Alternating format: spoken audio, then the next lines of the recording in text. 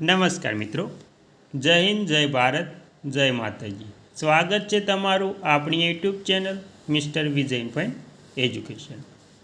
તો મિત્રો, આજે આપણે વાત કરવાના છીએ કે ગુજરાત પેન્શન વધારો એટલે કે જુલાઈ 2026નું મોંઘવારી ભથ્થામાં 3%નો વધારો, પેન્શન અને પગારમાં વધારો, સૌથી મોટો નિર્ણય.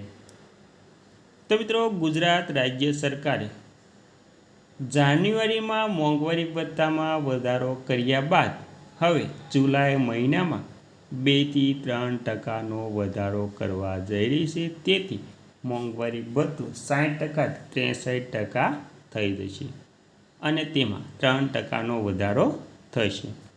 તો આ 3%નો વધારો થશે તો પેન્શન અને પગારમાં કેટલો વધારો થશે તેની આજે આપણે સંપૂર્ણ વાત સાવ સરળ શબ્દમાં કરવાની છે. તેથી વિડીયોને અંત સુધી જોવા નમ્ર વિનંતી.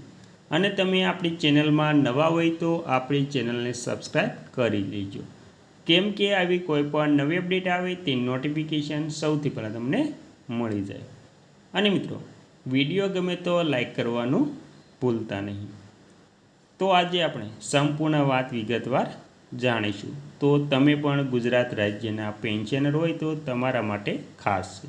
તો કેન્દ્ર સરકારના કર્મચારીઓ અને ગુજરાત સરકારના કર્મચારીઓ માટે જુલાઈ 2026થી ડીએમાં 3% વધારાનો રસ્તો સાફ થયો છે.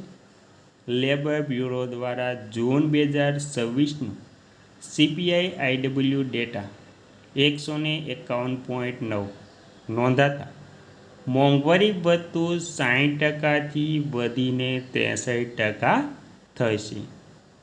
કેબિનેટની મંજૂરી બાદ આ નિર્ણય 1 જુલાઈ 2026થી અમલી ગણાશે, જેનાથી 1 કરોડથી વધુ લોકોને સીધો ફાયદો થશે. ત્યારબાદ ડીએ હાઇક 2026. કેન્દ્ર સરકારના 1 કરોડથી વધુ કર્મચારીઓ અને પેન્શનરો માટે જુલાઈ 2026થી મોંઘવારી ભથ્થા ડીએમાં વધારાનો રસ્તો બિલકુલ સાફ થઈ ગયો છે. તાજેતરના અહેવાલો મુજબ શ્રમ અને રોજગાર મંત્રાલય હેઠળના લેબર બ્યુરો દ્વારા જૂન 2026નો CPI IW ડેટા જાહેર કરતા ડીએમાં 3%નો વધારો નક્કી થયો છે. પેન્શનરો માટે જુલાઈ 2026ના મોંઘવારી ભથ્થા અંગે મોટા અપડેટ. કેન્દ્ર સરકાર વર્ષમાં 2 વખત એટલે કે જાન્યુઆરી અને જુલાઈના રોજ પોતાના કર્મચારીઓના મોંઘવારી ભથ્થા અને મોંઘવારી એટલે કે પેન્શનરોના મોંઘવારી રાહતમાં સુધારો કરે છે.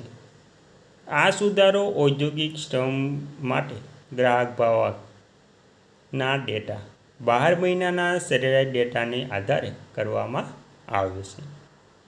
લેબર બ્યુરો દ્વારા જૂન 2026ના CPI આંકડા 151.9 નોંધાયા છે, જે મે 2026ના 150.8 કરતાં વધુ છે. આ સાથે જુલાઈ 2026ના ડીએ રિવિઝન માટેના તમામ જરૂરી આંકડા પૂર્ણ થઈ ગયા છે. મિત્રો, ત્યારબાદ CPI IW ડેટા અને 3% ડીએ વધારાનું સંપૂર્ણ ગણિત. 7મા પગાર પંચના કેલ્ક્યુલેશન ફોર્મ્યુલા મુજબ હાલમાં ઔદ્યોગિક ભવનના આધારે મોંઘવારી ભથ્થું 63.75% બને છે. અનુસાર સરકારની પ્રચલિત નીતિ મુજબ દશાંશ ચિહ્નને ધ્યાનમાં લેવામાં આવતા નથી, જેથી ચૂકવણી યોગ્ય આંકડો એટલે કે 63% રહેશે. આમ હાલમાં 60%ના દરોમાં 3%નો સીધો વધારો થશે. 66% સુધી પહોંચવા માટે જરૂરી આંકડા પ્રાપ્ત થવાથી 4%ના વધારાની શક્યતા હાલ સેવાતી નથી. 7મા પગાર પંચ હેઠળ છેલ્લી મોટી વધતી અને 8મા પગાર પંચની વર્તમાન સ્થિતિ. જુલાઈ 2026નું આ ડીએ રિવિઝન 7મા પગાર પંચ હેઠળનું છેલ્લું મોટું વધારાનું પગલું માનવામાં આવી રહ્યું છે. સરકારે 8મા પગાર પંચની રચના કરી દીધી હોવા છતાં તેની ભલામણો લાગુ થવામાં હજુ સમય લાગશે. જ્યાં સુધી નવું પગાર માળખું અમલમાં નહીં આવે ત્યાં સુધી તમામ ડીએને ડીઆર રિવિઝન વર્તમાન 7મા પગાર પંચના નિયમો મુજબ ચાલુ રહેશે. કેન્દ્રીય કેબિનેટની મંજૂરી બાદ સપ્ટેમ્બર-ઓક્ટોબર મહિનામાં આ અંગેની ખાતરી નોટિફિકેશન બહાર પાડવામાં આવશે, જેથી 1 જુલાઈ 2026થી અમલી ગણાશે.